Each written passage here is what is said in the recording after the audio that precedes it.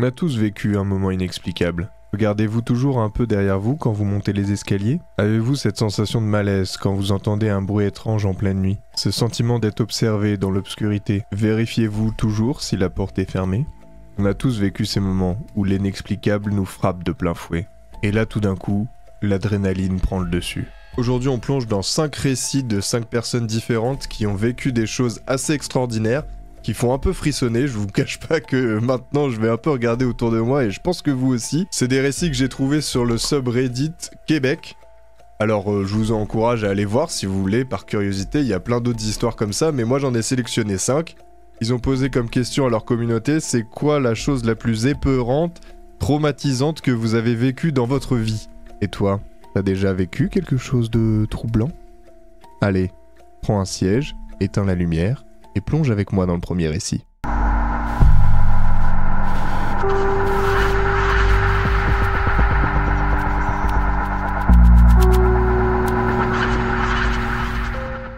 Imaginez-vous, vous avez à peine 5 ans, vos parents vous ont emmené au resto, et vous rentrez à la maison.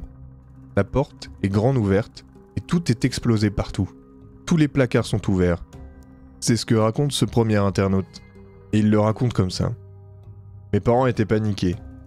Ils ont appelé immédiatement la police. Moi, j'étais déjà au lit quand la police est venue dans ma chambre. Il ne voulait pas trop me déranger et a juste jeté un coup d'œil rapide avant de repartir.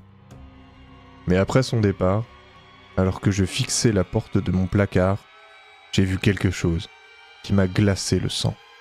Un visage sombre me regardait avec un air malveillant depuis l'entrebâillement. J'étais tétanisé. Je n'ai jamais su si c'était le cambrioleur ou une hallucination. Je me suis caché sous la couette et fermé les yeux, et je ne me souviens plus de rien de cette nuit-là. Ouais, bah maintenant je vais bien regarder dans mon placard avant d'aller me coucher.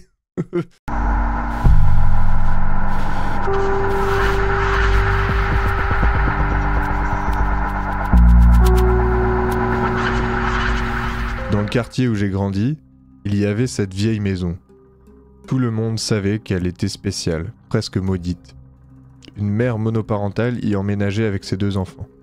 Assez vite, des événements étranges commencent.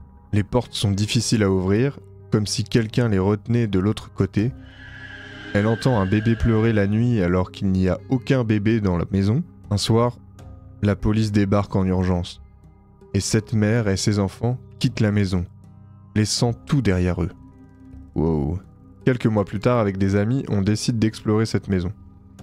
On entre dans le sous-sol en ruine, dévasté, des meubles retournés, des murs cassés.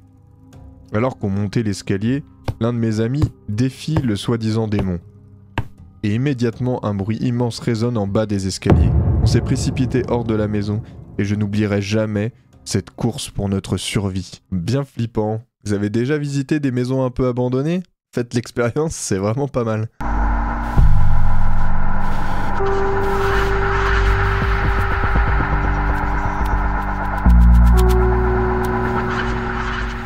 Un après-midi d'été, ma sœur et moi étions en balade dans un cimetière. Il faisait beau. Il y avait ce calme presque rassurant. Ma sœur a sorti son téléphone pour filmer des tombes, et faisant des commentaires comme si elle présentait un documentaire. Tout allait bien jusqu'au moment où elle a voulu revoir la vidéo. Elle a lancé et... Au début, tout est normal, mais au bout d'1 minute, le son se détériore, comme une quinquaphonie inquiétante, presque démoniaque. On avait l'impression que d'autres voix avaient pénétré l'enregistrement, des voix distordues qui murmuraient derrière elle, celle de ma sœur. Ce jour-là, on est rentré à la maison avec un sacré frisson dans le dos. Je n'ai pas gardé la vidéo, je l'ai tout de suite effacée. Waouh, tu m'étonnes, dommage qu'elle ait pas gardé la vidéo, ça aurait fait un bon sujet ça. Tellement flippant.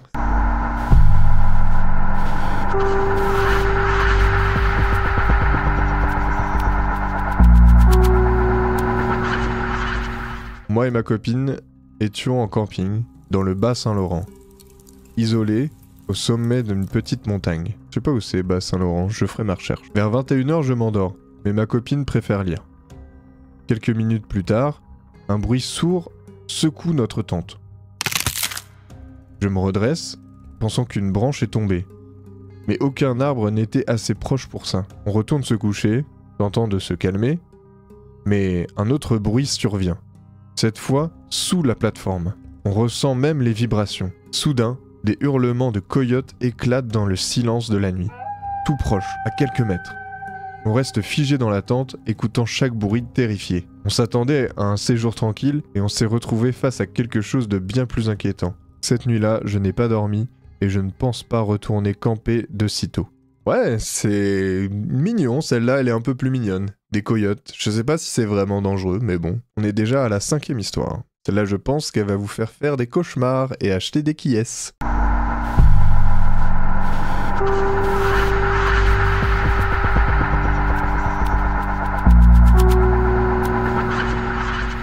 Se réveiller en pleine nuit avec une sensation qu'un insecte rampe sur son visage. Je frotte mon visage, mais la sensation ne disparaît pas. Je sens un insecte rentrer dans mon oreille. La panique s'installe. J'essaye de l'enlever, mais il est bien caché à l'intérieur. Je sens une vive douleur. Ce n'est qu'en arrivant à l'hôpital que le personnel médical me confirme la présence de ce qu'on appelle un poisson d'argent dans mon oreille. J'ai eu du mal à dormir pendant des semaines après ça. Toujours hanté par cette sensation de cet insecte. Tu m'étonnes. Si vous savez pas à quoi ça ressemble un poisson d'argent, c'est ça. Un insecte bien flippant, bien dégueulasse, de la taille de ça, je crois, c'est dégueu. Et voilà, on arrive au bout de ces 5 histoires effrayantes. Dites-moi en commentaire si vous aussi vous avez vécu une expérience un peu traumatisante et un peu effrayante comme ça. Et pour vous, laquelle des histoires vous a fait le plus frissonner? Je vous attends dans les commentaires. N'hésitez pas à me suivre, à commenter, à partager, à liker. Je vous dis à la prochaine. Ciao!